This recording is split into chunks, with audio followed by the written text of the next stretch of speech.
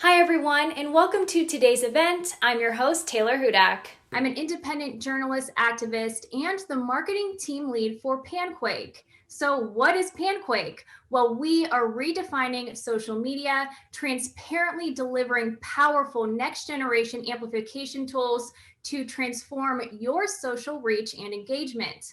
Tonight, you are going to hear so much more about this groundbreaking product. And you will also be hearing from PanQuake co-founder Susie Dawson. We also have a fantastic lineup of guests, including Yale Privacy Lab founder Sean O'Brien, investigative journalist Chris Hedges, Bill Binney, comedians Graham Elwood, Jimmy Dore, and Lee Camp, as well as Garland Nixon and Peter Lavelle. And then we also do have a special message from Christine Assange, the mother of Julian Assange. But first up, I do want to hand this over to journalist and activist Susie Dawson. Thank you so much, Taylor, and I'm so pleased to be at this event. This project has been 4 months in the making and has involved some of the coolest people that I know. We've had over 20 staff working on a daily basis to bring to you what you're about to see tonight, which really is next generation technology in social media space.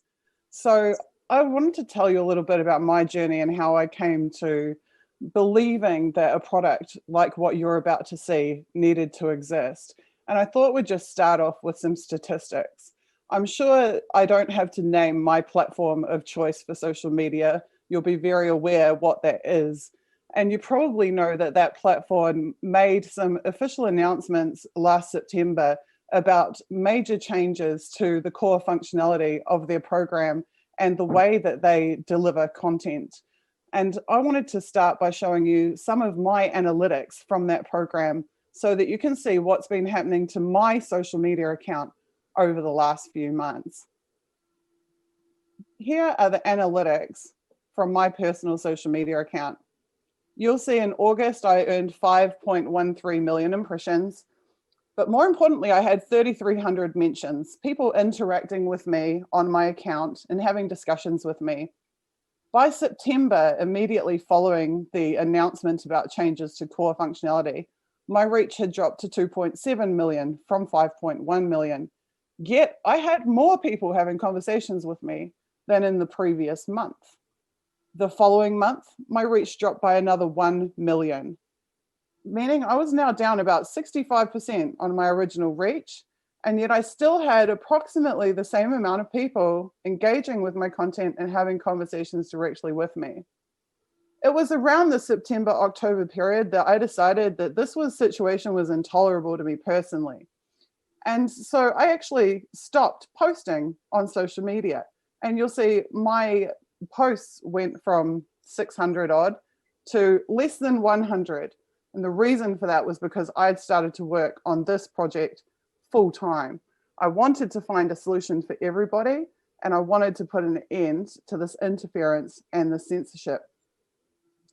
And so thinking about big tech, I know it's a huge topic in the news at the moment. I know everybody is talking about it and everybody is screaming for a solution. And I've been putting a lot of thought into what is the nature of our relationship with the platforms that we engage in on a daily basis. And the conclusion I've come to is that we have been in an abusive relationship with big tech. Like all abusers, they lie to us, they gaslight us, they're meddling in our relationships, they use our reputation to hold us hostage, they exert discipline as if we are small children, they apply their punishments arbitrarily and disproportionately, and then they blame us for it as if it's our fault. And like all abusers, they like to keep that abuse secret. Ending the abuse of us by the big tech platforms, or even enjoying a temporary absence of that abuse, is only the beginning of the solution to any abusive relationship. The healing doesn't really begin, and we don't truly begin to enjoy life and realize our full potential until we are able to engage in a relationship that is the opposite. One that is trusting and loving and genuine and supportive and kind and understanding. A relationship that builds confidence. When I began the process of delivering this product, it was because I was outraged at what big tech was doing to me.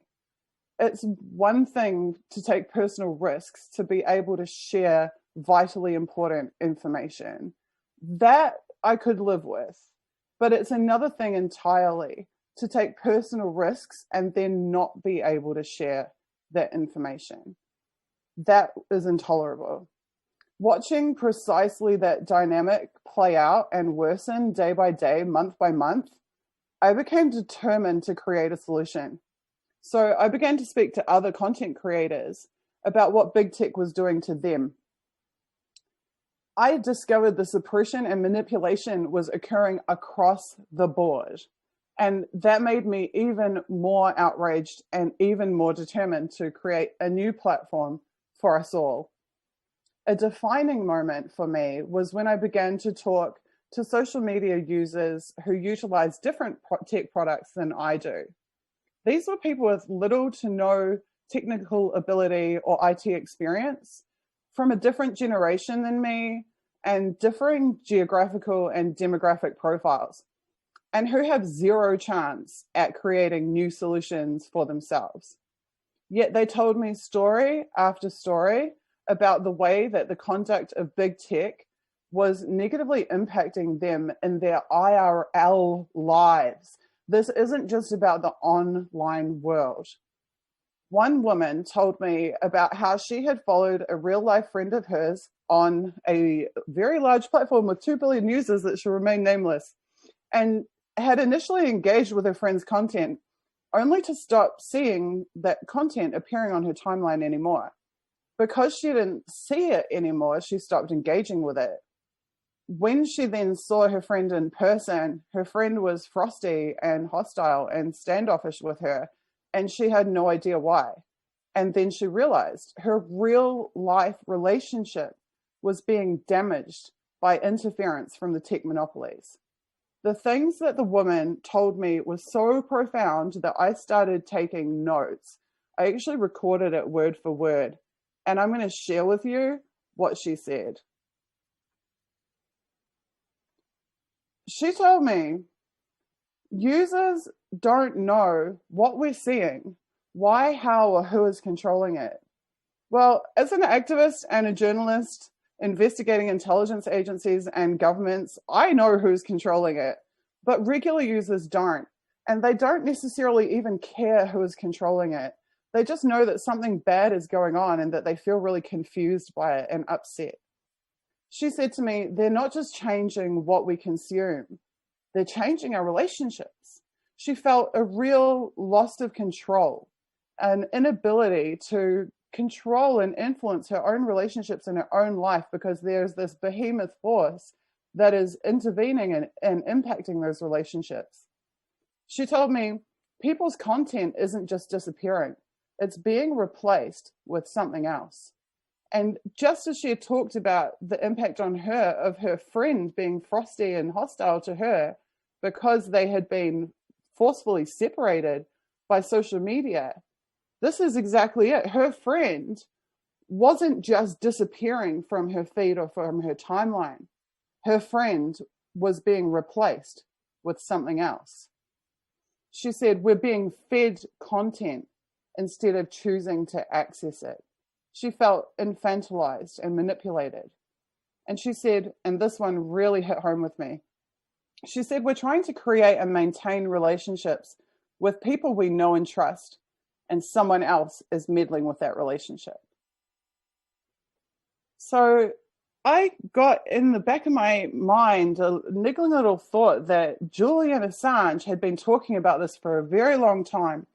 And I went back and looked through his historical tweets, and I found over 30 tweets from Julian across 2016 and 2017, talking about exactly these problems and warning that they were going to get worse. Julian, as ever, was ahead of the times, and he talked about the filterverse of one. He said, Twitter's increasing censorship points to the future. Each person will live in an undetectable filterverse of one. And that is exactly what has been happening to all of us. The big tech companies control the filterverse. You are in an invisible prison, and when you are trying to send information out to your friends and followers, or they are trying to send information to you, that is being interfered with by the big tech companies. All info, in or out, is manipulated by them. And then I stumbled across this tweet. It was Julian Assange calling for the creation of an alternative. And he said, I am looking for a decentralized, a cryptographic alternative to Twitter. Twitter's freedom of expression has been on an inexorable decline. It is enslaved to its US jurisdiction and politics. Although it is substantially better than Facebook, that is a very low standard indeed. Now, something that I don't think many of you would know about me. You know that I'm a journalist, you know that I'm an activist. Some of you know I stood in the general election in New Zealand in 2017. But what not so many people know about me is that I'm also actually a software development manager. In my last day job in New Zealand, I mean, I was in tech for 20 years, but in my last day job in New Zealand, I was leading a whole team of developers developing web-to-print products for major New Zealand universities, web portals and web services, designing them, working with developers to build them, and then going to customer sites and delivering them. And so I decided that maybe, rather than just through journalism and activism, there was another way for me to serve the public. And I realized that creating an alternative that people can truly trust in, that solves the problems of the social dilemma, and recruiting the most talented and qualified people that I know all around the world to do that with me, could serve the activist community and the independent media community far beyond what I have been doing just through my own articles or my own YouTube shows or whatever else I've been engaged in. And so I started to put a lot of time and effort into designing an alternative. And ultimately, what I came up with was PanQuake. Pan means all of us. And Quake is the huge impact and huge effect that we can all have when we are not being suppressed and when we are not being censored. And so that means that we right now have a unique opportunity together to break the filterverse. That filterverse of one that Julian talked about, we can smash that to pieces with PanQuake. PanQuake is going to free your ability to communicate with your friends and followers and their ability to communicate with you without any middleman, without any interference, without any manipulation. And in doing so, yes, you will get exponentially more reach, you will get exponentially more interaction, exponentially more amplification, but more importantly, it will stop your real life, real world relationships being interfered with. And it will put you back in control of your social life, whether that's online or offline. So PanQuake is fundamentally a short messaging service that helps you to curate, collate, and communicate messages quickly and easily. We have built our own custom blockchain to save all of the public data that you choose to publish on our platform and to preserve records of the interactions that you have so that never again do you have to wonder whether the things you have done are being interfered with or manipulated. PanQuake is about more, though, than just solving the problems of conventional tech. PanQuake is chock full of groundbreaking next generation messaging solutions, tools that give you the ability to do things that you could not even dream of yet. And PanQuake, because we don't want to serve corporations or governments, we don't want to serve advertisers, we want to serve you, we want to serve users, we want to serve people we care about, our friends, our family, our communities across the globe. PanQuake is a user-supported network. We are not looking for venture capital. We are not looking for commercial investment. We are not looking for page ranking services to reflect us favorably so that we can attract Wall Street bigwigs. We are simply a user-supported network serving our users. In doing so, we are going to redefine social media. PanQuake is comprised of 14 ironclad solutions to major social media problems. It has 4 brand new powerful features, functionality that does not exist on any other social media platform in the world. You will be able to have trust and integrity in our platform via the transparency of the blockchain. You will have total ownership and control of your own data, a solid balance of privacy and transparency, and the ability to earn cryptocurrency for your content.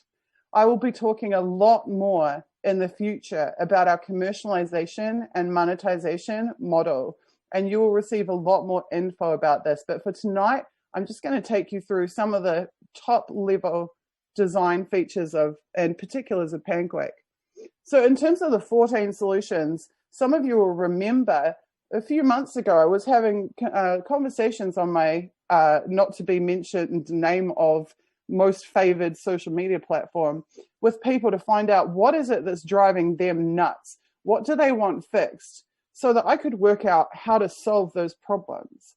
And this is the feedback I got. I heard that people are sick of their page arbitrarily refreshing when they're trying to look at content, which forces them to lose the content they're looking at and to then be served with the content that the platform would instead prefer that they see. I heard that people are sick of being shadow banned and feeling like they're being forcibly made invisible. They're not seen or heard. They're sick of trends being manipulated. They're sick of arbitrary account suspensions, finding out one day, like I did actually just a few days ago, all of a sudden locked out of my account, had to call all my friends and say, hey, tell the world that I'm locked out of my account, please, so that I can get back in. Luckily for me, I had friends with big enough platforms that they were able to apply some pressure and free me and get me access to my account back. But many people around the world never regain access to their accounts. People are sick of non-linear timelines with content that's scrambled all out of order. They're sick of RTing and liking content only to discover they haven't RT'd or liked that content according to the platform that should remain nameless. I can tell you that one of my best friends, Kim.com, has a pinned tweet that I have been retweeting and liking for 5 years. And no matter how many times I retweet and like it, my retweet and like is never, ever counted on that communication. People are sick of advertising. I get Chanel ads. Other people get ads that are far more embarrassing. I can tell you I've never bought anything from Chanel in my entire life, yet there they are on my timeline on a daily basis. People are sick of their personal information being sold to corporations and, or worse, governments and security agencies. People are sick of being prostituted out for the privilege of having use of a platform that does all of these terrible things to them. They're sick of their personalization algorithms inferring what their interests are and tracking them through every browser tab they open, watching everything they read, seeing everything they log into. They're sick of the blue tick bias, which is increasingly becoming a problem, where the platforms decide who they will consider verified and who they won't. I stood for the Prime Ministership of New Zealand, leading a registered political party, and I still wasn't able to get verified. Julian Assange wasn't able to get verified, and yet a fake Julian Assange account had a verification tick. So we need a system that allows us to self-verify rather than verification being some privilege granted to us by a platform that may or may not like what we are doing. People are sick of suggested follows. I get told to follow the NSA, the CIA, and the FBI. Literally, their official accounts put on my social media page and me being told to follow them. Of cross-platform links being discriminated against, of top tweets not actually being the top tweets, but just some tweet that got 20 retweets by a blue tick when there are tweets with thousands of retweets that would never make it onto the top tweet page. And disappearing follows, finding that people they care about have been unfollowed from them, and the people who care about them being unfollowed as well. So coming to the brand new functionality, these are the solutions that I designed that really, for me, I was thinking, what could social media platforms give us that they don't? Like, what have they been restricting from us all of this time? And that was when I started to think about curation. I'm constantly sending people like Caitlin Johnston and Jimmy Dore links to my tweets because I'm scared they won't see them otherwise. And sometimes I wonder, are they getting constant push notifications from me? Are they feeling harassed by me? And so I thought, how about we design a piece of functionality that will allow us to stack messages from different people and from ourselves on certain topics into a single link, so that I can go, okay, I love this tweet by Jimmy, this tweet by Caitlin. Here's a couple of my tweets that are relevant. Here's some things I found on a hashtag. Click, click, click, click, just to select them. As simple as clicking the messages, hit one button, get a link, send it to Caitlin, send it to Jimmy, and have them able to see in a single page view these messages that I've curated for them that I believe will be interesting to them. From a functionality, from a design and development perspective, it's a very simple thing to do. And yet for some reason, we've never been able to do it. So this is for us what a PanQuake is. A PanQuake is where you take quakes, which are our versions of tweets that you like and care about and you believe your friends and family will like and care about, and you stack them into a single link that you can share on platform or off platform at any time. Thunderquakes. We don't want thunderquakes just to be something that we earn for ourselves. We want it to be something that we give to other people. We want to earn things and gift them to the people that we love. So on PanQuake, you earn thunderquake points. You can gift those thunderquake points to accounts who you want to help to be able to more effectively spread their message to a wider audience. Then when that thunderquake message is scheduled, it copies to all of the notification tabs of all the followers of that account. Those followers can then decide to either commit to participating in the thunderquake or not. And then when the thunderquake is ready to go off, then all of the people who have opted in to supporting that message will automatically have the thunderquake copy to their timeline, regardless of whether they're online or offline. And in the spirit of wanting to circulate more feel-good feelings, so to get better relations, foster better relationships between people in PanQuake, we invented cupquakes. Cupquakes are something that every user gets once per day, and they are encouraged to find the accounts that they think are sharing the most important, significant messages, and to, in one click, gift them a cupquake. Doing so will then post a special message promoting that account onto your user timeline and notify the person who you've chosen to promote that you have expended your daily cupquake on them. So who knows, maybe they'll then expend their daily cupquake on you. And Lovequakes is possibly the most powerful new functionality that we've come up with. I know from other people, other content creators that I work with, that they spend hours per day just manually retweeting, manually sharing content from timelines that they follow and care about. Well, from now on with PanQuake, you can Lovequake an account that you trust, and 100% of that content will share to your timeline automatically without you manually having to click or browse anything. And that will happen again, whether you're online or offline. So what PanQuake does is allow you to be an active social media user and participant, even if you are not at your device. And it will save hours of time per day for active social media users. So in terms of PanQuake design, there are some pretty basic principles from a design perspective about how we have built this program. And that is that we want every single aspect of the design to be about making things better for the user, not better for advertisers, not better for us as a company, better for the users and the user experience. So one of the things that always frustrated me about my platform of choice is I constantly have to have a million tabs open because I can't stand the having to navigate forward and back all the time. There's constant extra page views and extra clicks in all of the workflows that are really time consuming to navigate. And I found out why that is. Apparently, it's because the more page views and the more clicks, the more engagement and the higher the platform is reported to be in the page ranking services which are then used to secure commercial investment into the company.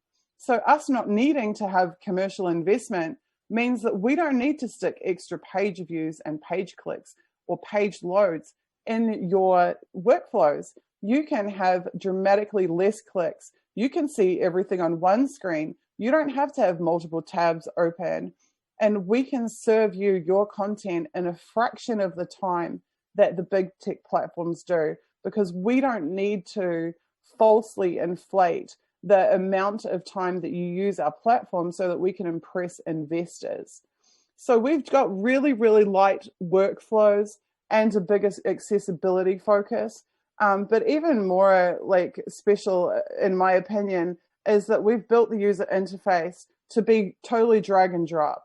So where you see your user profiles and where you see your timeline and where you see site statistics and cool functions, where you see your PanQuake meter, where you see your message box to write your messages, you can drag them around to any position on the screen that you prefer. You can customize the entire workspace. And all of those things sit in a single view dashboard that's updated by dynamic content, which means if I go and look at a Quake by Caitlin Johnston, her profile details show up in the profile box. If I go back and look at my own timeline, my profile details show up in the profile box without having to browse to a separate page, without having to rescreen or wait for loading times. All of the content on PanQuake is dynamic, which makes it fast. So having an amazing product and great functionality is obviously really important, but more important to me from an integrity perspective is who we are as a company. Who is it that's behind PanQuake, and what are our ethics? The core problem, as far as I can tell, is that the user has been made the product and the corporations have become the customer of social media companies. Well, we have to change that. We have to make the user the customer and then serve our users. So in our architecture, we designed it, our platform, so that we cannot sell your data to anybody. Why? Because we don't collect your data. We don't have centralized servers. We don't retain any information about our users, not email addresses, not mobile phone numbers, nothing. By constitution, we're committing that we will not sell our company. We are not flipping PanQuakes. And architecturally, we really can't sell anyway because we don't have anything to give a customer or to give a purchaser if they want to buy our company. Why? Because our network exists only on the devices of our users. So you collectively are PanQuake. Of course, this means that as a user-supported network, we, because we're not taking money from governments or corporations, will have a small, modest, flat fee for all users in order to access our full functionality set. But that is what enables us to build our entire product and to model our entire company to be in your benefit, to save you time, and to give you power and social reach and amplification tools that no other platform can. I won't go through all of the various elements of the program tonight. Obviously, it's been 4 months in development already and is at a relatively advanced stage in terms of documentation. All of our architecture and design planning and documentation is done. As you'll see later, our systems are already configured. We have people working on the build as we speak. So there will be a constant stream of new information coming out to you about PanQuake in the coming weeks. So I won't get too much further into it tonight, other than to say we will be holding a second stream next week, Saturday, 23rd of January. And given the technical issues we had trying to get our first stream out to you tonight, we will likely pre-record and then release that stream. But that stream will be a full-blown tech stream. We will be talking software licensing. We will be talking architectural models. We'll be talking blockchain processes, consensus algorithms. We will be giving you the confidence that we know exactly what we're doing from a technical perspective around how to build and implement and successfully roll out and deliver this product. Thereafter, I intend to, just as I would in my commercial life, show up at client site, which for us here is me in video form, delivering to you all every single month the updates about the build progress of PanQuake.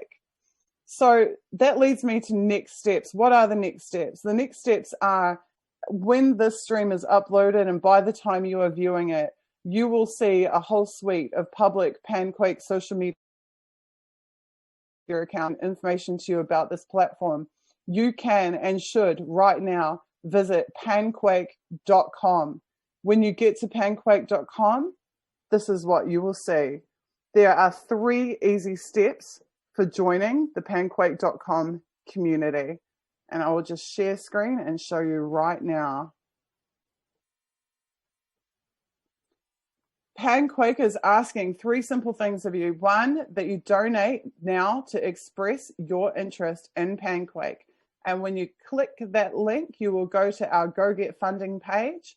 We would love it if you would leave a nice supportive comment for us in the comments section. There is a little bit more information here about precisely where we're at with our build progress and who the public endorsers are that have thrown their full weight behind supporting this product and who will be advocating for us in the public space. I've also got a little bit of information here for you about all of the different people who are currently working to make PanQuake a reality. These are the roles that have been filled, and these people have been absolutely working their butts off to bring this solution to us all. Once you've donated, there will be a link in the thank you screen at the end of the donation process, which will provide you with a 12-word passphrase. That passphrase you should screenshot or copy or write down on a piece of paper. If you're super clever about this stuff, that actually is the most secure way to do it. That 12-word passphrase is going to get you early access to our platform once we have delivered our beta solution. And then step 3, of course, is to tell everybody you know, your friends and family, about PanQuake. Tell them that something different is coming to this space. Tell them that finally users are going to be the customers, that users are going to own their own data, that users are going to have the ability to spread their content far and wide in ways they've never been able to do before. If you help us to spread the word, if you donate to help us complete the build, we truly are going to redefine social media. We're going to change this industry from an industry that is predatory in its practices and that violates your rights on a daily basis under the guise of you being willing to use their platform. You're going to instead have a space that you can trust, that you can prove that no manipulation is occurring, and where you can build a following that you know can't be taken from you by malicious forces. And in doing that, we will free ourselves from the filterverse of one. We will break the isolation. We will be seen, we will be heard, and we will realize Julian's dream of a decentralized and cryptographic alternative to the existing big tech filterverse. Thank you so much. I'm going to hand back to Taylor Hudak for now, and I hope you have a great time seeing all the amazing guests that we have for you tonight. I'll see you soon. Thank you. Susie, thank you for that explanation. I'm sure the viewers right now are excited, intrigued, and wanting to hear more. So I think now would be a great opportunity to bring on a core member of the PanQuake team. He is also the founder of Yale Privacy Lab at Yale University. So Sean O'Brien is joining us now. Sean, welcome to the stream. Great, excited to be here. And I really would like to just talk about some of the issues that Susie just touched on. She did a great job sort of outlining what makes PanQuake different. And I think that's really what we should try to focus on, right? We all have our, of course, justifiable gripes with social media, with the big tech corporations that run our lives, right? And this is a systematic problem that we do need to get away from. But what's really cool is we have the opportunity here, right, to liberate ourselves and take some proactive control, not be so reactive. You know, often so at Yale Privacy Lab and then also at Digital Security Lab at ExpressVPN, we're always looking at issues with privacy. We're looking at security issues. We're looking at malware. We're talking about the polluted ecosystem of software that's out there, right? And I think a lot of folks are now very much aware of how polluted social media is, but also how controlled social media is, right? And being able to sort of take a serious control back into your life and use these amazing new features, right? The Thunderquake, the Cupquake, the Lovequake, right? Those features are not only features that are innovative, they're features which allow you as an activist, as an organizer, as a content creator, to amplify your voice, to be able to build and grow community, right? These tools are things that by design don't belong in the big tech version of social media. The freemium model is surveillance, 99% of the time, especially when we're talking about the big tech world. The team behind PanQuake is not going to ship anything that has manipulative features. There's going to be no recommendations in your feed of people you should follow, right? Your social conversation, your social stream is going to be more opt-in. You're going to have the capability to, of course, find people who are interested in the things you're interested in, but you're not going to be a rat in a maze.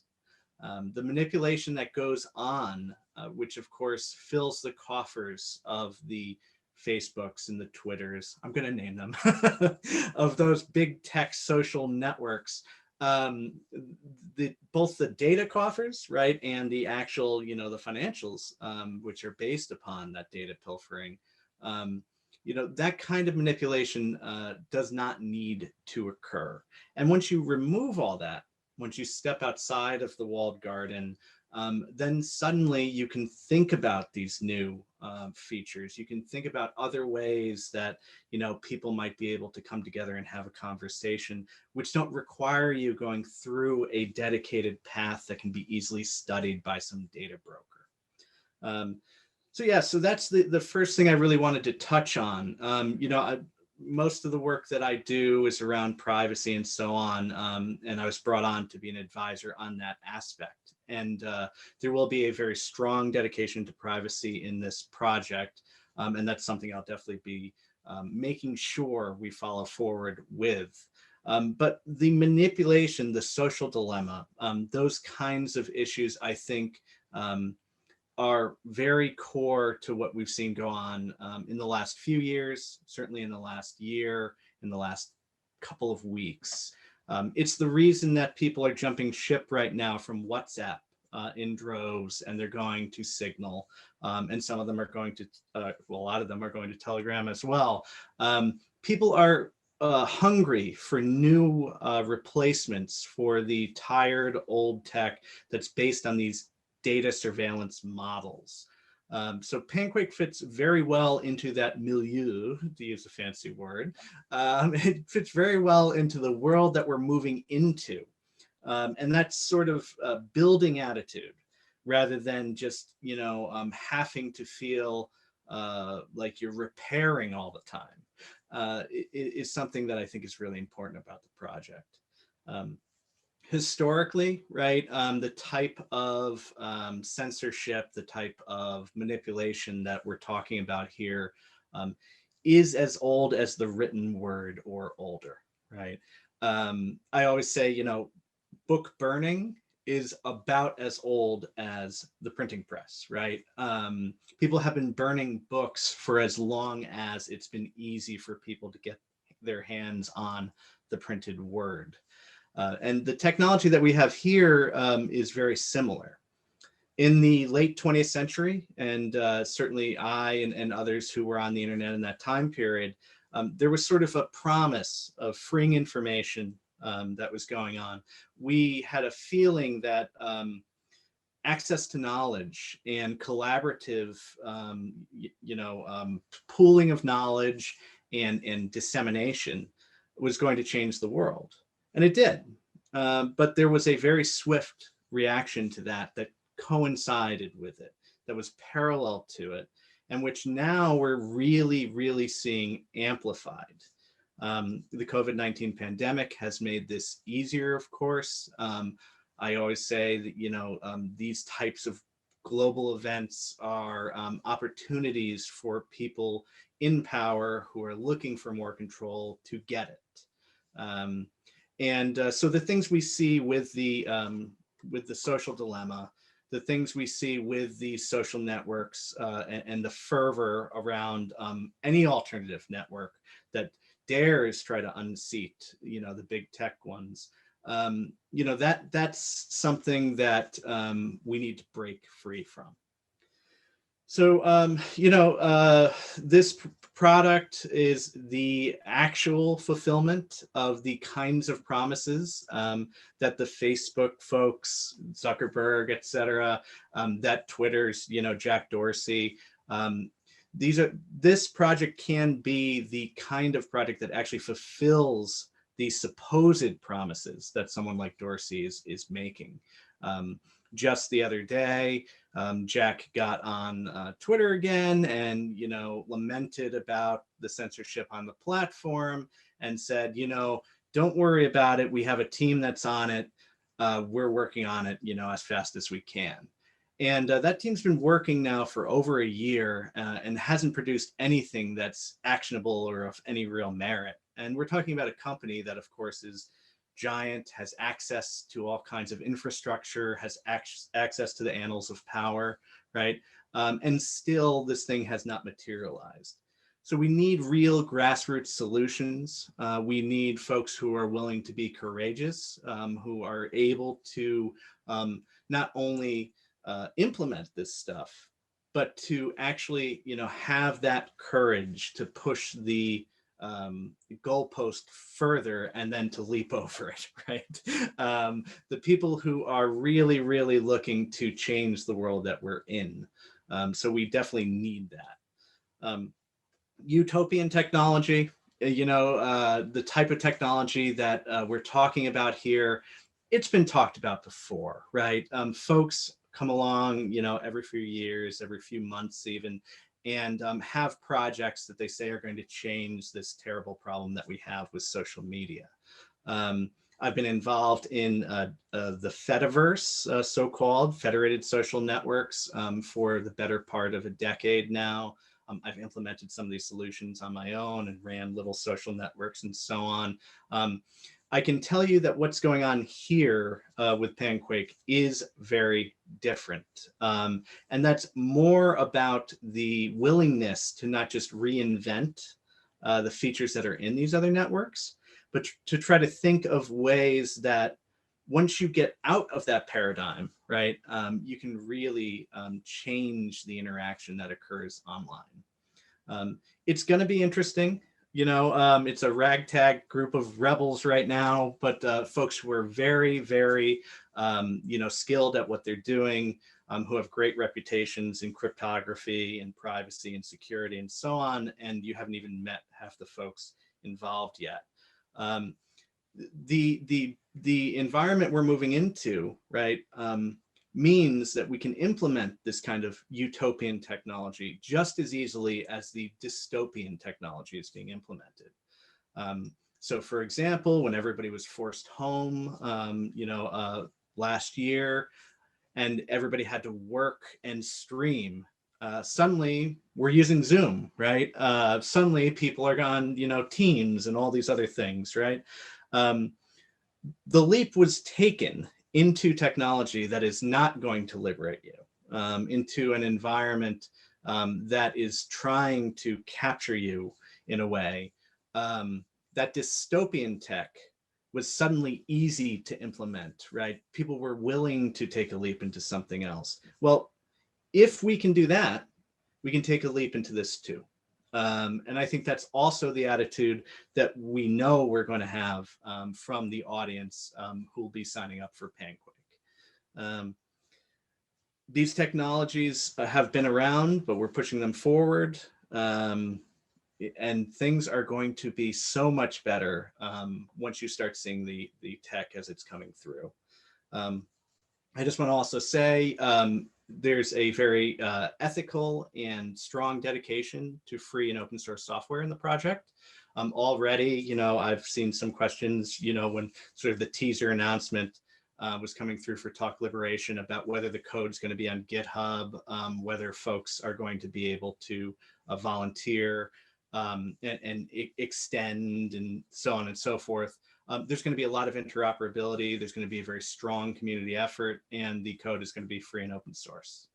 So yeah, this is an incredible opportunity, and everybody should get on board.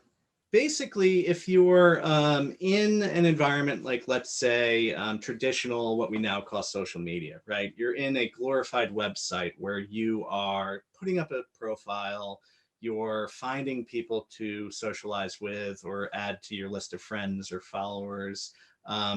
Potentially, you're trying to promote yourself. You may come up with, some sort of business plan around this sort of thing. Your options are limited by the type of manipulation that the founders and owners of those networks really, by the type of manipulation that they intend to do. Tools that allow you to, for example, spread, the word with activism and so on, can be very, very hard to study.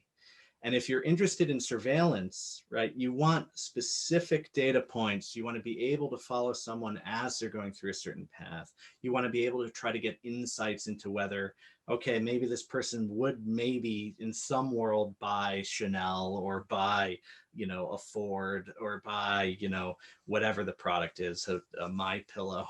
And when you're doing that kind of analysis on users, you have to limit the options that people have.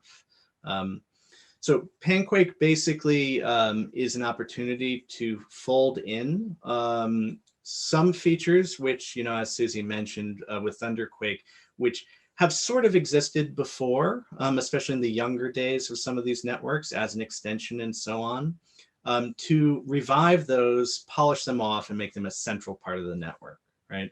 Where the owners and operators of PanQuake, because they're not surveilling people, will actively push for these kinds of features in the hopes that, the social dilemma, the corralling of users is lessened, that people's voices can really be heard, that organizers and activists can get the word out when they need to, that content creators can, monetize their content in a way that's ethical and where they can really reach people.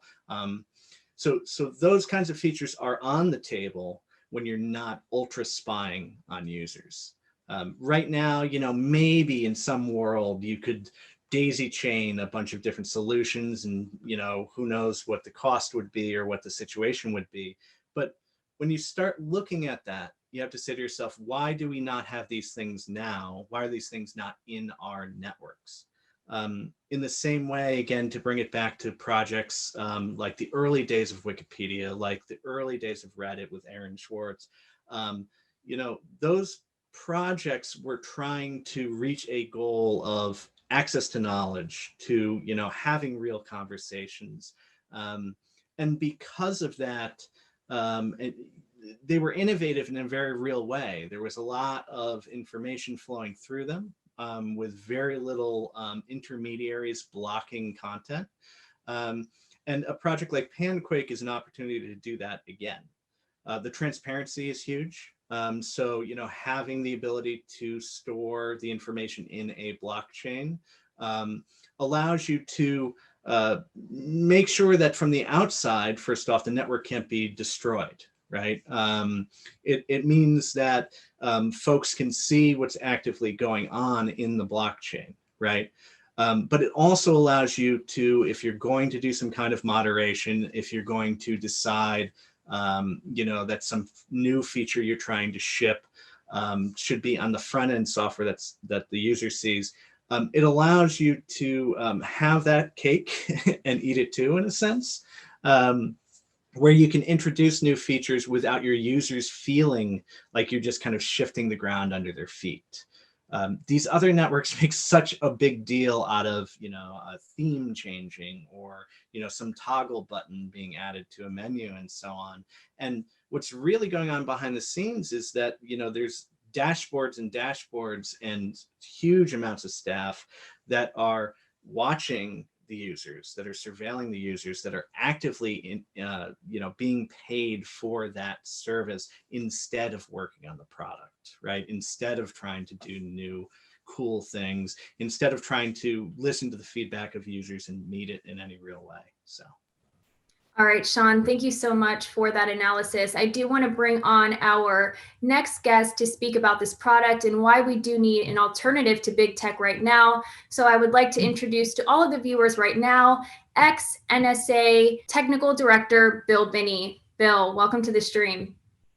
Well, thank you, Taylor. And it's a pleasure for me to be here, especially to talk about something that I see as a beacon of light for the future. Simply because for more than 20 years, I've been warning about the drift of democracies towards totalitarian practices and totalitarian state operation. Spying, what they did fundamentally was start, instead of looking and studying people or groups of people who were potentially planning criminal or other kinds of acts like militaries and so on, or governments or drug smugglers, things of that nature, they shifted from that to looking at individuals. So that meant they were collecting everything in the world on everybody they possibly could. Now, as a part of that process, they had to build large storage devices, and they centrally stored all this data. And their entire objective was, of course, population control. They may not have openly said that to you, or may not have made that very clear to you, but that's been the tradition down through history of population control. Means you have to have knowledge about your population, everyone in it, what they're doing and what they're planning as best you can, so you can manipulate it and control it. And that's exactly what's been going on for more than 20 years. And this I started internally in the US government warning about in 2001. And then after they attacked me because they didn't want anybody knowing about this, even internally in the government, they didn't want the government representatives or senators, or they didn't want it well known that they were doing this. And so they attacked me with the Department of Justice and the FBI, and they fabricated evidence and data against me because they have the data. What that means is they could actually manipulate it in terms of changing it, modifying it to make it look like certain things are occurring. And they'll put that in sworn affidavits, as they did with the Steele dossier and so on. They'll just lie openly to the court. And the problem is this has gotten so bad. In the 90s and the early 2000s, they started pulling in industry and tech industries and so on. And eventually they got them co-opted in, and now they're just really one big community of data acquisition and data storage and data study on every individual in the United States and around the world. So that, I mean, it's like they are trying to be, if you are familiar with the movie Minority Report, where they had psychics that were determining in advance what people were going to do. Well, this is really what their objective was. In order to do that, they had to store this data. This is one of the big things that PanQuake does not do. It doesn't store the data. So they don't have the data to abuse the data. In other words, abuse you as a part of that process. So, and these big tech companies sell all the data they collect to the government for a profit. And so they're making money off of you just for the work you do. You put the data in the base, you respond to things, you say you like this, you like that, or whatever. And all that information is collected together, and it characterizes you as a person as to what you think, how you feel, the things you like, and the things you like to do. And that's part of their process of characterizing you, and so on. And the other point is, what that has done, and you've seen it in this past few years with the Trump administration, about how they are trying to manipulate and control the voting. And they do that simply by manipulating what is available for people to see. When you make a query, if they stack the query in such a way that the information that they don't want you to see is at the bottom, and the data they want you to see, which conveys the concept that they want everybody to believe, why, then that shows up at the top. And unfortunately, returns so many returns. You get so many options to look at, you never make it through to the point where you can see the things you might have really wanted to see. And so what they're doing is stacking the deck on controlling the narrative, so they control what you see and therefore what you begin to think about and the things that you feel exist in the society and how you should deal with them.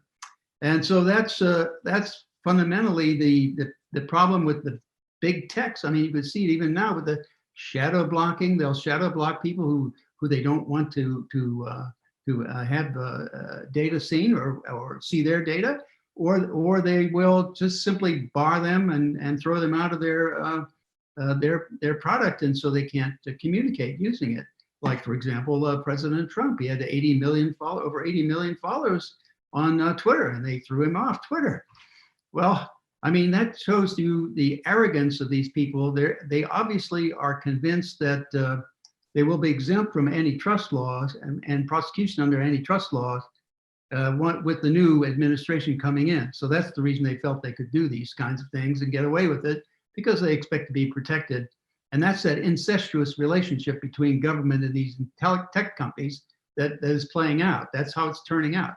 They're planning on controlling the narrative and making sure that people who have a state who cannot exercise their First Amendment right by that way, because they simply bar them from being able to communicate. And when you do that, I mean, that's why the antitrust laws, where it first came into being, was to stop monopolies from destroying any potential competition.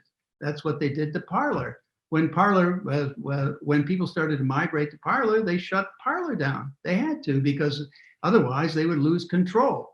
And that's what they really wanted. And this is really one of the first opportunities I've seen of a product coming along that will allow the power to be in the hands of the people, actually the users, and not in the people running the system. And they also won't be storing the data, so they can't retroactively analyze what you've done or what the things you have done over any period of time to try to help predict the kinds of things that you're doing.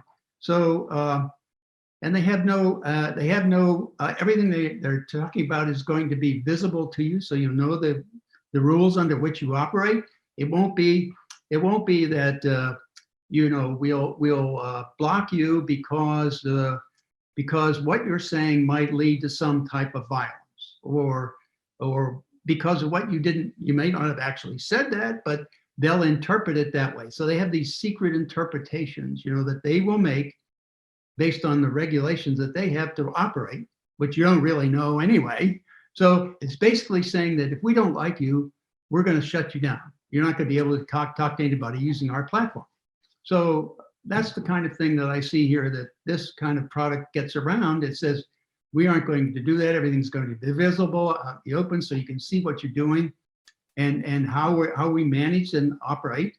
And if you have any problems, you can address it. So, but again, it's the point that they are not taking control and not making arbitrary decisions. They're doing things in an open, exposed way, so that things are visible to people and they know the ground rules of operating. And that to me was a big thing, especially when it came to the big techs who are like Twitter and so on, who have fundamental monopolies around the world on these kinds of communications means. And so I just see this as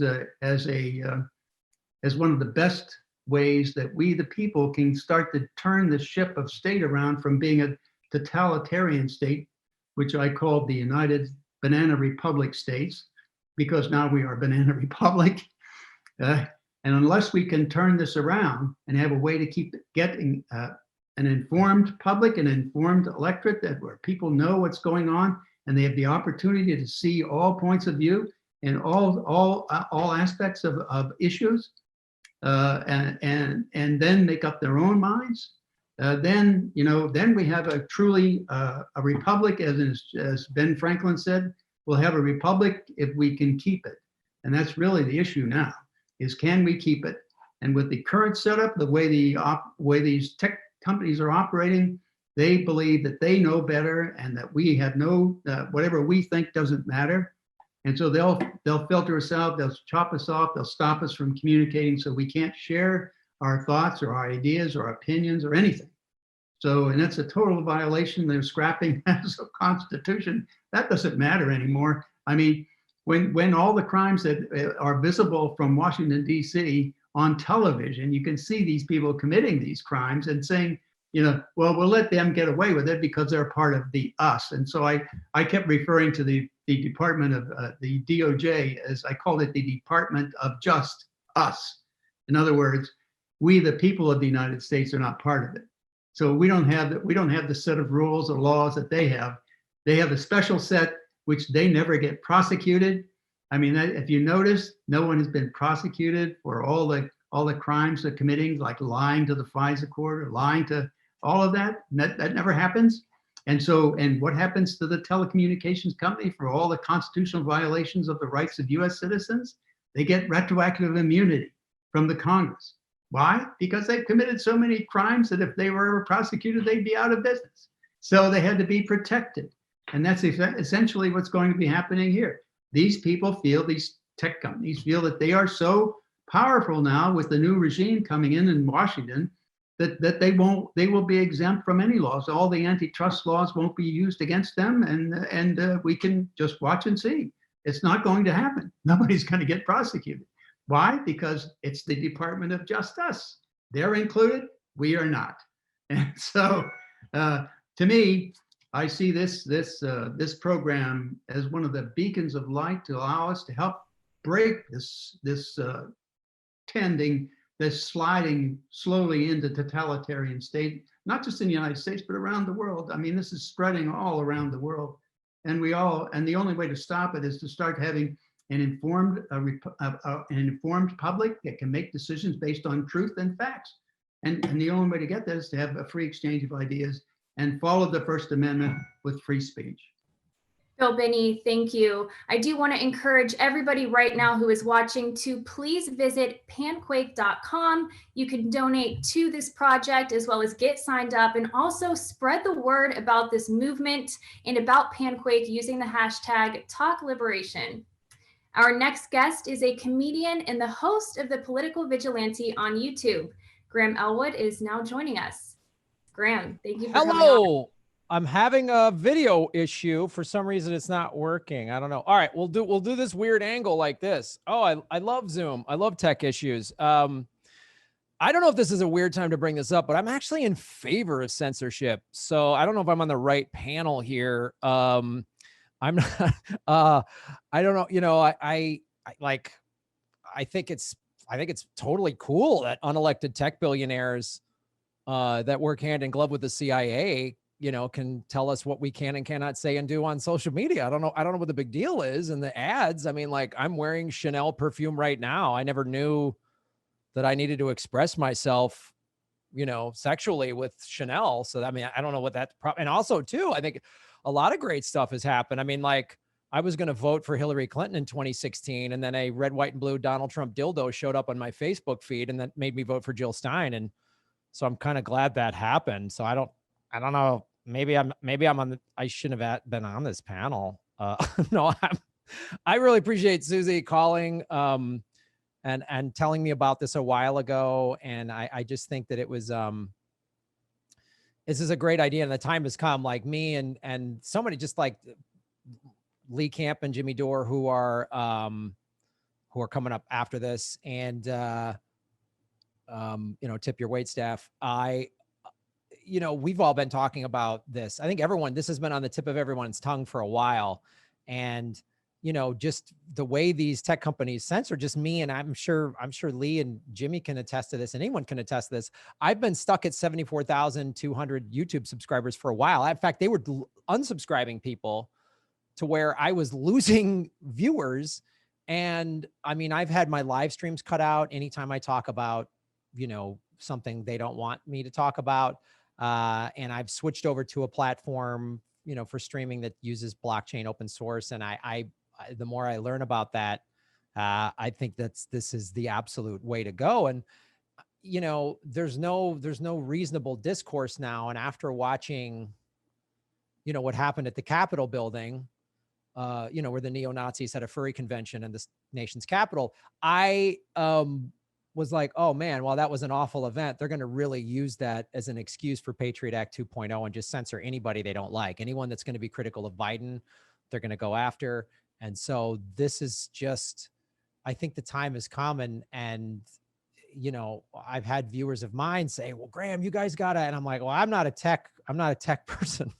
I'm, you know, I know how to you know, make vegan smoothies, surf, and tell dick jokes. I'm good at those things, but I don't have the brain capacity of the people in terms of technology that are putting this together. And the more I've heard Susie, not just today, but we've had conversations, explain what this is, it's really exciting. I mean, I really feel like this is something I definitely am excited to be a part of. And once it gets up and running, I'm sure people might be critical of it or whatever, but I think people will really notice that things aren't getting thwarted, and all those things that Susie was talking about in that presentation at the beginning of like all those things. We all have stories, versions of those stories that have happened to us. Like, oh, I lost this thing. Why does this person getting more views and more this whatever? And how come this media outlet keeps gaining followers when I'm losing them or whatever? So I just,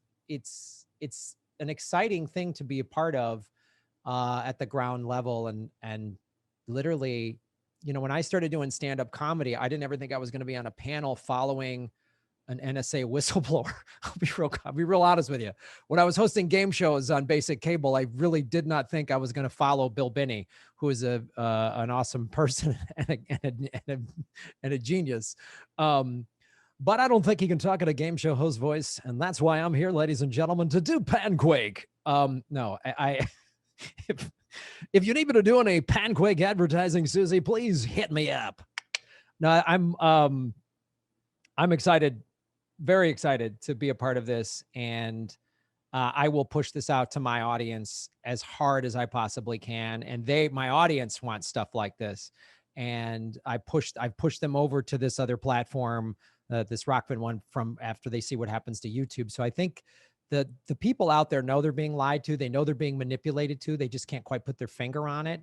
And having Susie with a technical background and a activist background, putting these two things together, and then having people like Bill and Sean and who know, like how Bill knows how the deep state works.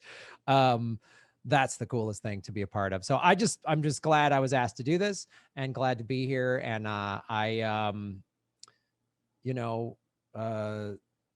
Black Lives Matter, fuck the police. I yield my time. No, that's it. I'm done. Thank you so much. All right, thank you. Again, do make sure that you guys visit panquake.com to get signed up, to donate, and to also spread the word about this movement. Next up, we are joined by a comedian, Jimmy Dore. Jimmy, welcome to the stream. Hi, well, I hope everybody can hear me. Everything good? Everything's working correctly? Yes. All right, fantastic. So, we're living in an era of tech monopolies, and we don't have anybody enforcing antitrust laws. And so we all know that the way people communicate now in society is through social media apps.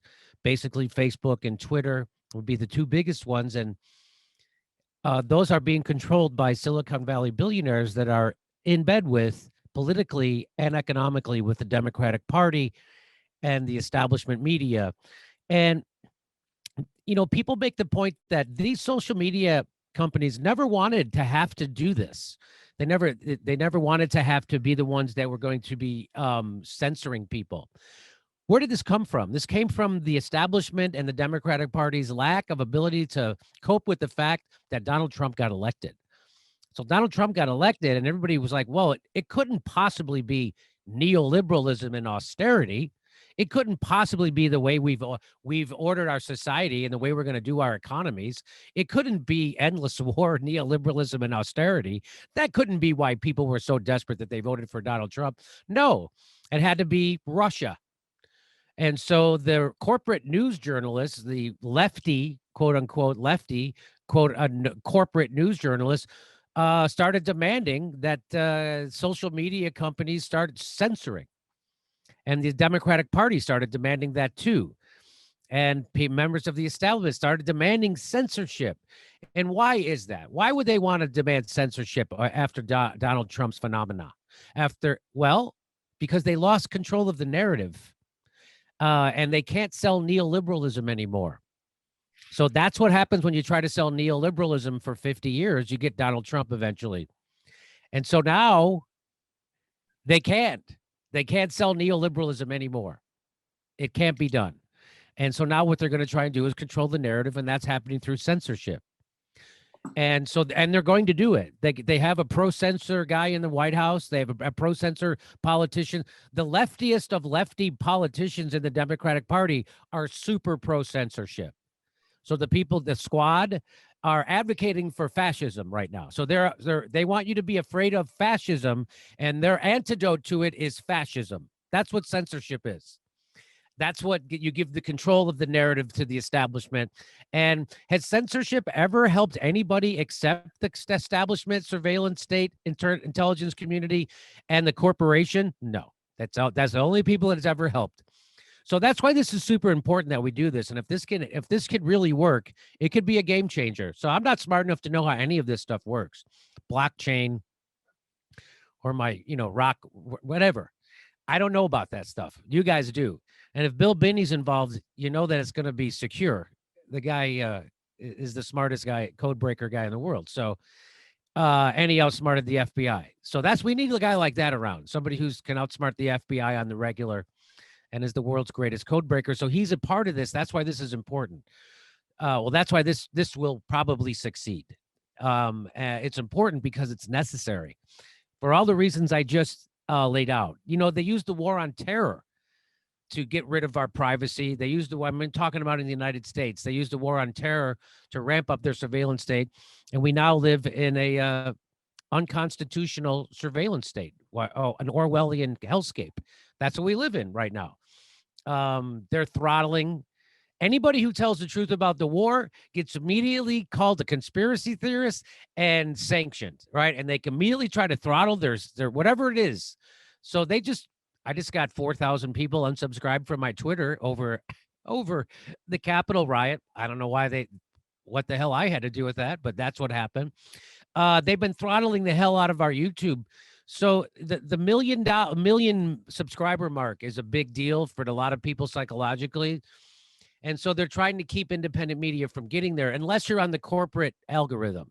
So there's lots of people on the corporate algorithm who pretend to be independent media. They're not. People like the Young Turks or people who are on Comcast platforms who are also on YouTube. Those are not independent media. Those are corporate funded, and they're on a corporate algorithm, which is why they're allowed to get 5 million subscribers, but nobody watches their show, right? So I don't even have 1 million subscribers on YouTube, but I get 20, 30,000 live streamers at a time, and those people with 5 million subscribers don't even crack 10,000. So that's how the corporation is uses the algorithm to push corporate news and suppress independent news and ideas. And it's more important now than ever because, for instance, on YouTube, you're not allowed to talk about coronavirus in an unapproved way. It has to be pre-approved, and you can only use pre-approved sources, which is kind of like the death of actual debate. So if I'm only allowed to use sources that you pre-approve have the right information, what about when they're wrong? Isn't that the whole point of debate and free speech? And so we just went through where Dr. Fauci lied and admittedly lied about the efficacy of using masks. He lied about that for a few months. Then he lied for like 5 months, 6 months straight about herd immunity and how many people would need to be vaccinated. He admitted I'm not accusing him. He self-admitted that he lied about these things. No one cares. No one cares. They only care if Donald Trump lies because they only want to squash Donald Trump. They like lying. They like Joe Biden. He's a pathological liar. So they just want, again, this is all about controlling the narrative. And so that's why this is more important than ever, that we get something like this done. Again, they're using the last few days of Trump fear to try to cement new censorship. And if you're not for censorship, you're for fascists. I've heard even lefty news show hosts say that if when you stand up for free speech, you're defending fascists. Those people people should be exposed. People who think like that. That's not a left wing. That's not lefty. That's authoritarian. That's not progressive. That's not lefty. That's not in the spirit of free speech. That's nothing. That's authoritarian claptrap. And anybody caught telling someone who's standing up for a principle, which is what we all are standing up for, the principle of free speech. And when someone smears you and says you're standing up for fascists, that person needs to be outed. So I don't mean to get off track here, but we need a new social media because this is it. It's all over. They did it. They used Trump to this fear of Trump and the fear of fascism to implement fascism. So that's why this is super. We super need this.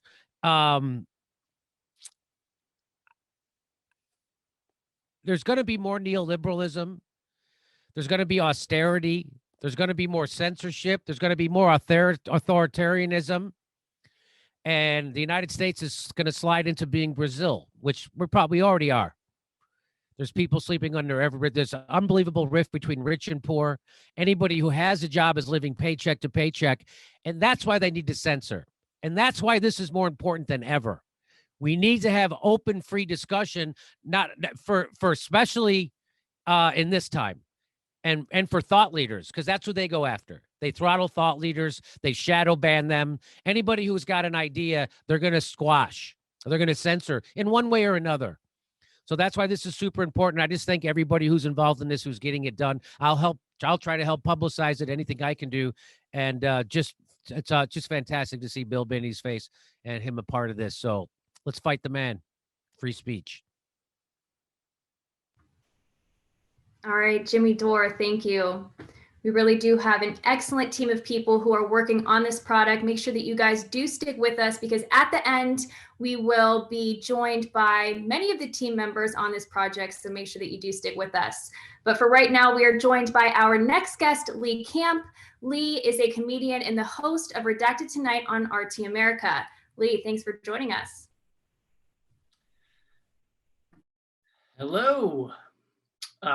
Thanks for having me. For those who I haven't met yet, thanks for viewing this. I'm Lee Camp, full-time raconteur, part-time provocateur, and wannabe saboteur. First of all, thank you, Susie and everyone for working so hard on this project. It's honestly, it's been a lifelong dream of mine to be involved in anything called Project X, and now it's finally happened. I'll be honest, in most of my fantasies, Project X involved building some sort of superhero out of robot parts and Andre the Giant's reanimated corpse. But a new social media platform will have to do for now. But you know, if you find a way to use the part of Andre the Giant, I won't complain. But much has been made in the past few weeks, past few years, past few months of how powerful social media platforms have gotten and how they are capable of creating movements and crushing them. And therefore, the people running and owning these platforms are incredibly powerful. We all know that. If you say anything that doesn't fit inside the allowable corporate endorsed talking points, as Jimmy was just talking about, then you are going to be suppressed and silenced. Because I am anti-war, because I am pro-peace, because I am anti-corporate and anti-exploitation, because I stand for equality and justice and environmental protection, that makes me a target for suppression. I have watched my pages. I've watched as my pages and channels have gone from vibrant, popular spaces to a comparable ghost town, receiving 1/10 of the viewers and readers I used to have. My YouTube page is almost never recommended to new viewers. Because why would corporate America recommend something that criticizes corporate America? My Facebook went from gaining 5,000 followers a week to never gaining any. Literally, my Facebook was at 335,000 followers in 2016. And since that time, it has only gone down because some sort of shadow ban was instituted against me at that time. Readers tell me that when they follow my page and then they'll check back a few weeks later, and they've been unfollowed without their knowledge. Now, since all of the main platforms, Twitter, YouTube, Facebook, Google, etc., are essentially owned by corporate America, that means at the end of the day, they are meant to benefit and serve corporate America. And it doesn't take much thought to realize that corporate America stands for profit over people, exploitation over exploration, dollars over development of the possibilities of humanity, wars for wealth over the welfare of average people. Those are their goals at the end of the day. They always will be. And therefore, the social media platforms owned by corporate America will always further those aims. And that's why I want to speak about one of the aspects of PanQuake that I think sounds great and probably is not the most highlighted feature. All the censorship and everything has been heavily discussed, as it should be. I think that's probably the most important thing. But I want to talk about one of the other features. No advertising. No advertising. Are you fucking kidding me? That's incredible. People don't seem to realize and really understand how dangerous, how insidious and pernicious advertising is. The estimates are that the average person takes in between 1,000 and 3,000 ads and brand names per day. Per day. Per day, just like it's hosing you down, just corporate mouthpieces spraying you in the face. And each one of those 1,000 to 3,000, each one of those is designed to influence you and manipulate you. We all think that we're like just smart enough to avoid being manipulated by ads and commercials. But, and here's the thing, we're not. We're not smart enough. We're fucking animals at heart, okay? No matter how bright you think you are, no matter how opinionated and self-confident you are, those things still impact you. If they didn't, then companies wouldn't spend billions of dollars on them. It's that simple. That proves they work. And if they didn't spend those, if those commercials and ads and brand names and everything else didn't work, then, you know, why do I have 5 Snuggies and a crate full of penis pills? Because they work. The ads, not the pills.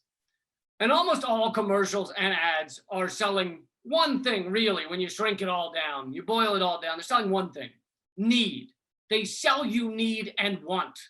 They use every emotional tactic in the book, jealousy, insecurity, fear, desire, loss. They use it all. But at the end of the day, they are all creating a void in your psyche that they hope you'll try to fill with their product. And in that way, they are endlessly and tirelessly pushing consumerism, pushing materialism, pushing a way of life that is completely unsustainable and impossible in the long term. They are selling us our own death spiral.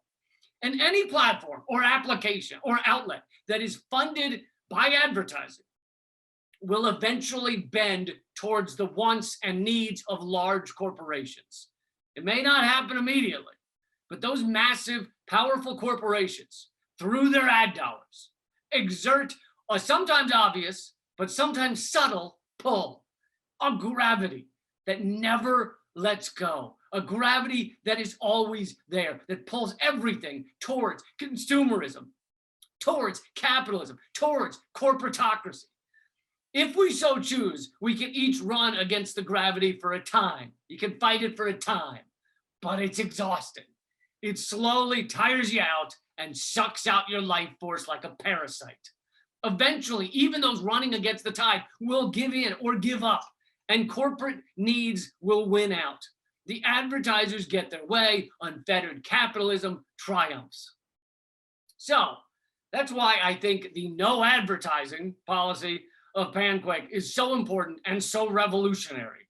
I can't speak to everything that makes this idea great. I mean, hell, I was only told about it a few months ago, but I know how dangerous and all-consuming corporate interests can be. And as long as you're on an advertiser-funded platform, you will never be getting the full truth.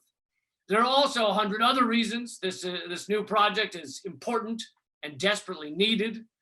And I, as everyone has been doing, and as they will continue to do throughout this presentation, they will be telling you about those. But I thought I would focus on one of the features that is probably a little less talked about, because dealing with censorship and suppression is at the top of the list, but not being funded by corporate America and corporations around the world that are incredibly powerful. I mean, they basically own our government at this point. That is a huge factor in this and incredibly important. And that's why it sounds exciting to me. All right, thanks a lot and keep fighting. All right, Lee Camp, thank you. Again, to get involved in this project and to sign up, please visit panquake.com and also do donate. That way you can sign up and spread the word about this project and about this movement using the hashtag #TalkLiberation. All right, for our next speaker, this is a pre-recorded video. I had a chance to speak with Chris Hedges. He is an investigative journalist and a Pulitzer Prize-winning journalist, in fact. And I had the opportunity to speak with him about censorship, privacy, and about PanQuake specifically. So we are going to play that video for you right now. Big tech, especially during the last electoral campaign, showed how willing it is to censor on behalf of the Democratic Party hierarchy. They, for instance, locked the New York Post out of its own Twitter account to block the revelations that the New York Post published that were found on Hunter Biden's discarded laptop. They have long used algorithms, I'm a victim of it, to direct people away from left-wing critics. And of course, they were a major funder of the Biden campaign. They pumped, probably hundreds of millions of dollars in the last few weeks of the campaign into negative campaign ads. And then since the assault on the Congress, they have wiped out all of the social media platforms of President Trump. They have closed down Parler, a rival digital platform. And we have even the supposed left wing of the Democratic Party, Alexandria Ocasio-Cortez and others, calling for censorship. Now, these are utterly opaque for-profit corporations that are bonded to the security and surveillance state. Amazon has a $600 billion contract with the CIA. And I think that with the rise of the Biden administration, there's a particular animus towards the left because the left, groups like WikiLeaks or independent journalists like Glenn Greenwald or Matt Taibbi, call the Democrats out for who they are. So I expect the censorship to be accelerated under the Bidens. I think we're already seeing an acceleration of that censorship. Very foolish on the part of the liberal class to call for it, because these are unaccountable, very dark and malevolent forces. That's why even the ACLU and many leaders in Europe denounced the wiping out of the social media accounts of Trump, because they know where that's headed. So it's imperative that those of us who care about the free flow of information begin to try and build alternative systems before we're in this kind of Orwellian dystopia. These Google, Twitter, Facebook, they already control the communications by billions of people. And as the social unrest, which is going to grow within the United States, is exacerbated, then these media platforms, digital platforms, are going to become ever more draconian in terms of blocking out content. Well, it's free of corporate control. I mean, that's the fundamental asset that it has, that it is not bound to the security surveillance state or to Silicon Valley, but will offer, in many ways, Parler did before it got shut down.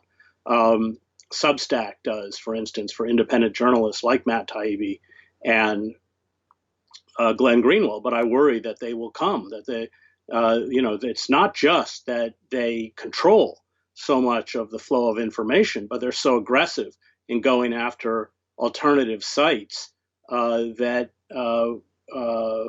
essentially want to protect free speech.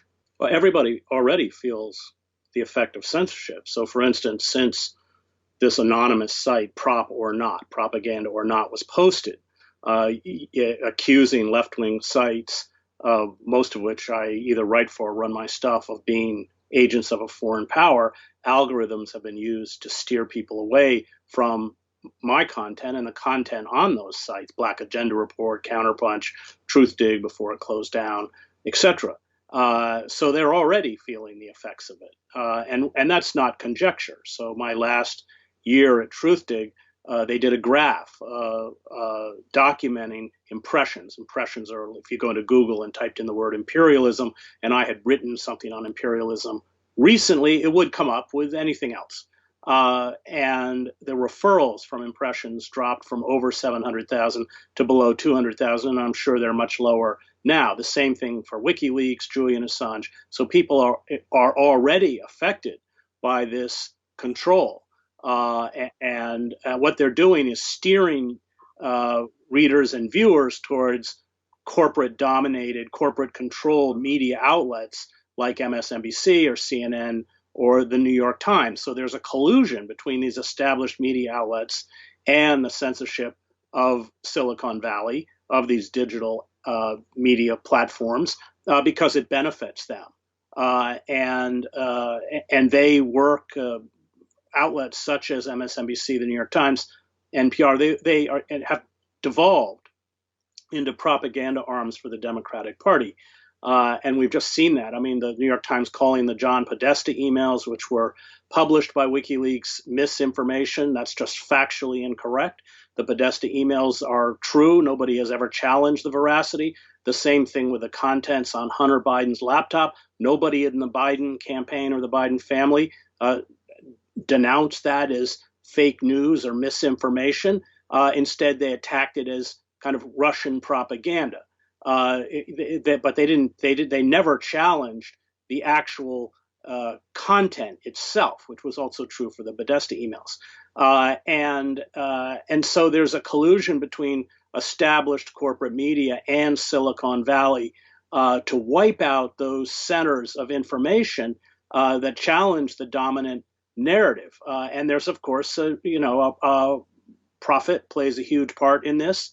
But we know from the Pew Research Center, which did a poll last summer, who outlets like the New York Times now serve. I think it's 91% of the readers of the New York Times self-identify as Democrats. 87% of those who listen to NPR, 94% of those who watch MSNBC. And of course, then you have the inverse, where about 94, 95% of those who watch Fox News identify as Republicans. Well, this is very dangerous because essentially you're pitting demographic against demographic, widening the kind of social and political divides in the midst of extreme stress within the economy and deep suffering. And that divide at a certain point, it may already be there, becomes so unbridgeable people can't communicate. So you need nonpartisan outlets where people can go to get information that isn't essentially working on behalf of one faction or another. It's crucial, especially as we watch big tech become more and more aggressive, as they have in the last couple of weeks, in terms of shutting down any kind of digital platforms that is a threat to the hegemony of the Democratic Party and the ruling power elite within the Democratic Party. I'll use it for all the reasons I just stated. I know many of the people behind it, including Bill Binney, and I trust their integrity, and I trust their word. We have to begin to build alternatives and use them to free ourselves from the death grip that corporations like Twitter and Facebook and YouTube and everyone else has on our ability to communicate and inform ourselves about what's happening in the world. What we are doing here is really groundbreaking and innovative. So make sure that you do join us and visit panquake.com. Please donate, get signed up, and make sure you spread the word using the hashtag #TalkLiberation. Our next speaker of the evening is Peter Lavelle. Peter is the host of RT's Crosstalk and also the co-host of The Gaggle on YouTube. I spoke with him earlier this week about PanQuake, about censorship, and also about privacy issues. And he is endorsing this product, and this is what he had to say. Why did Julian Assange establish Wikileaks? Because journalism had no longer functioned to inform society. So we need another platform, a platform where people can speak more freely and not be so judged all the time. Everyone knows I'm a conservative, but I learn from people that I don't always agree with. And through discussion, through debate, I learn more and I become a better person. And I think my interlocutors do also. And we need a platform of good faith, because I think we're missing that in our public discourse, okay? Because what has happened now with these huge platforms out there, they've created a dystopian environment. And, you know, being a conservative, what comes first? Well, obviously your family, but community. And community in our age right now is online. And so I want to be able to talk to people in good faith and smart people, because I really would like to cut out all of the nonsense, because I don't like wasting time. I want to engage people in an intelligent way that I know are good faith actors. So we need a platform desperately. And I've seen the number of speakers that you have at this event. Most of them come from the left, and I admire them all. I don't always agree with their politics, but these are people I want to have contact with because I can learn from them without always hyperventilating all of the time. We need cooler minds. We need people to be more understanding. And so, you know, PanQuake sounds to me that fits the bill perfectly. And I want to get this word out as much as possible. First of all, I think they're more interested in having public discourse and openness to public discourse, where it's not so partisan. We have to take sides all the time. Obviously, we can disagree, but if we have a technology where we all moderate ourselves, for example, I can see what other people are doing. And I think that would actually moderate people more, because everyone wants to have standing in their community. Well, this is a community where I think that people will have a lot more respect, and with these kind of technologies here is far more transparent. We've lost all of the transparency in these big tech companies. They promised us this. There would be an equal playing field. There would be transparency. Well, no, that's not. It didn't come to fruition. It didn't happen. And we need a technology where people feel comfortable, where their privacy is protected, but at the same time, they have this ability to go into the public sphere and talk about ideas that are important to them and talk about the condition of society. With these platforms that exist right now, all they do is divide people. Okay, and what it does is it creates a lot of social instability. We need a platform where people can feel that there's a veracity to the arguments that are being made. My selling point would be is that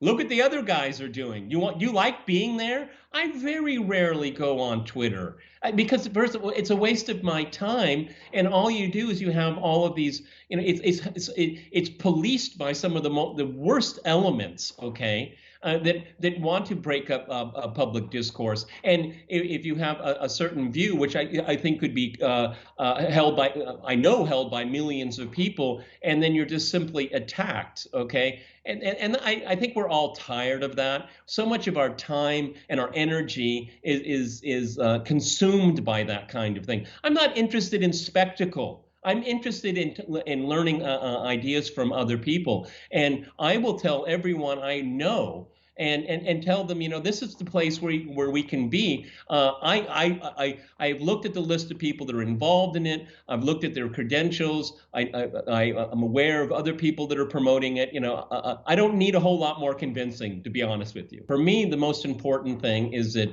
the lack of censorship. But if there's going to be control of the discourse, it's going to be your peers on the platform that are going to inform you, correct you if you're wrong, provide additional information.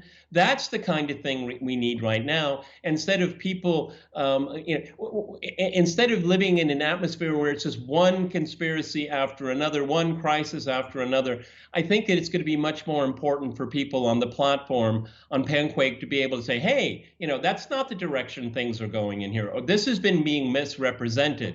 And you might want to look into that. I mean, I'll tell you, the PanQuake for me is going to be kind of like how I conduct myself online. I'm not particularly enamored by websites. I'm enamored by people, and I follow people. I don't follow sites necessarily. And then some of the sites that I do like, I still pick and choose what I want to read. Why do I read them? Because I trust them. Okay, if they're left, right, center, independent, I know where they're coming from, and it's far more genuine. And that's what I would like to see PanQuake become. Okay, not only a community where you can interact with people, but be a valuable and reliable information source. Because I don't like, for example, Twitter, and I'm like, for example, on Facebook, I'm just tired of all of the junk that is thrown at me all of the time, and it's for me. You know, I have 25,000 messages on Facebook that I have never answered. Okay, I want to answer messages from people I know, okay? And that's why on PanQuake, I will have a very different approach to it, because I will curate it, okay? These other ones, it's just so much white noise going all the time. And then, you know, the number of times on Twitter that I'm references made to me, and I'm just slandered, you know? And it's like, you don't even want to come and talk to me. You know, what you're saying about me, why don't you say it to me instead of saying it to your ecosphere, where, you know, I had nothing to do with your claim against me, because number one, it's not true. And why want to even dignify you with that kind of slander? Okay, I'm tired of this very polluted public sphere. Okay, I want a place to go where I feel comfortable and I feel confident, and I will be very, very particular. And I think that this is something that people will embrace PanQuake and say, this is a fresh start. Get rid of all the noise, get rid of all of the garbage and all of the policing around you. Irrespective of how you feel about the platform Parler, I mean, you know, it was the other big tech companies, I guess we call Parler mid-tech, but, you know, the big tech guys, they colluded and destroyed this platform. Colluded. So that's their monopolistic behavior, their gross intolerance of free speech, which I am a purist when it comes to free speech here. You know, say whatever you want, okay? But I will defend your right to say it, okay? And so that's so very important. Big tech, they're not interested in the quality of the public sphere. They're interested in power and profits. That's what they're interested in. And they don't care the chaos that they sow.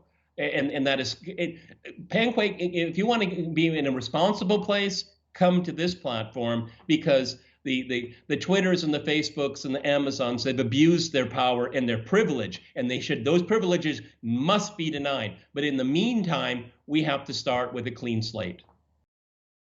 PanQuake really does redefine social media and puts the power back in the hands of the users. Now, shortly, you will get to meet some of our team members, but before that, I do want to provide you guys with a very special message that we have from Christine Assange, the mother of Julian Assange. Free speech is the foundation pillar of freedom, as it allows us to defend all other freedoms. This is why the American founding fathers created the First Amendment.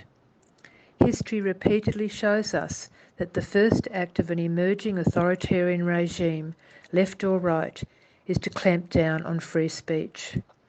So to defend our freedom, we must defend the right to free speech, including for those we disagree with. Recently, the powerful tech giants of Silicon Valley decided who would have free speech rights on the internet. During their cull, my own Twitter account lost 10,000 followers.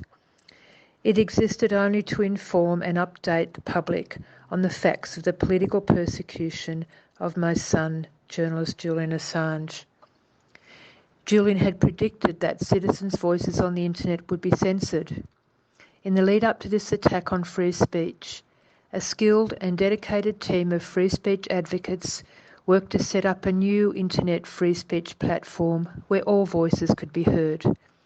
I wish them well and encourage people to look at what they have to offer. Thank you.